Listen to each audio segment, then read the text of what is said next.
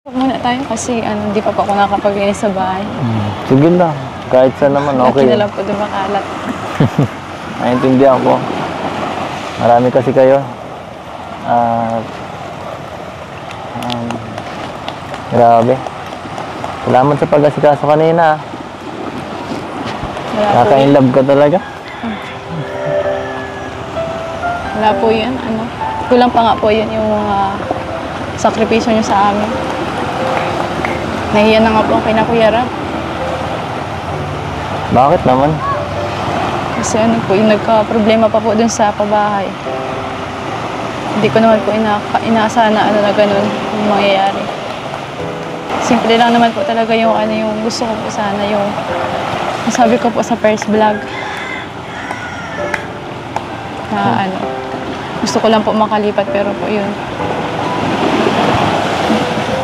Hindi pwede po inaasahan na malaki po yung papagawa po sa amin. Nakakahiya na po kay Kuya Rab.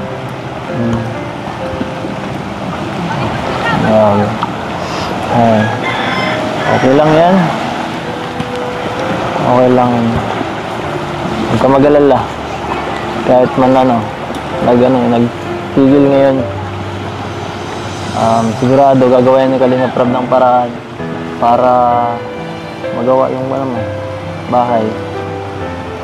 Siyempre nangako naman siya. Alam ko naman si Rab. Pag nangako yan, gagawin niya talaga yan. Huwag ka mag-alala. Kahit sa iba na lang po yung ibigay? Ano sa iba? Hindi, no? Para sa inyo yun. Deserve mo yun lahat. Deserve niyo yung family. Saka, hindi mo naman wala ka namang kasalanan dun. Okay ka lang?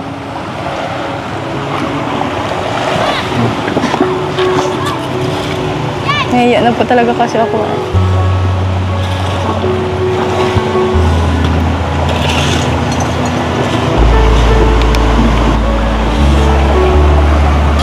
Okay lang.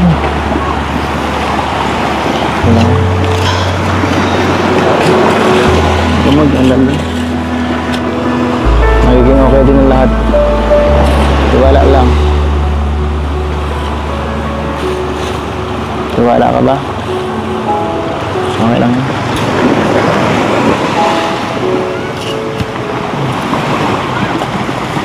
Thank you po sa pag-analoog po. Thank you din po sa ating Kalina. Sa inyo pong lahat.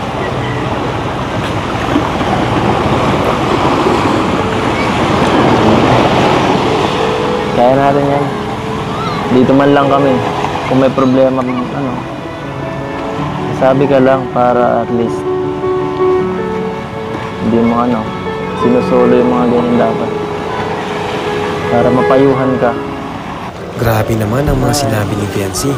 Yung palang dahilan, kaya parang umiiyak siya kanina. Ayan o Viancy, sabi nga ni Edu, magiging okay din ang lahat. May upuan sa tabi ng likod ng bahay. Pag nakalipat na kayo.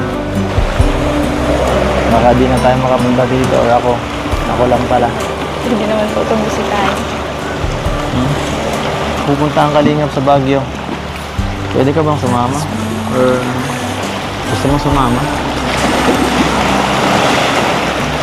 May pasok ka yata eh. Hindi ko po alam. Hindi mo alam kung sasama ka sa Baguio? Yeah. Magpapaalam ko po. Sayang naman. Sana makasama ka para maging kahit paano mas maging masaya dun. At syempre, yung ibang angels din. Makita ko ulit kayo magkasama. Kaya yun, mag-uwi ulit tayo. Kung hindi ka makasama, siguro baka hindi ko ma-enjoy yun. Nalulungkot ako.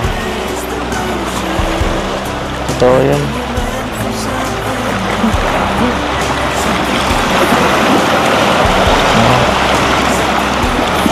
Kawawa naman ang hobby dun. Magpaalam po. Kawawa naman ang hobby. Mapaalam po ang kaya.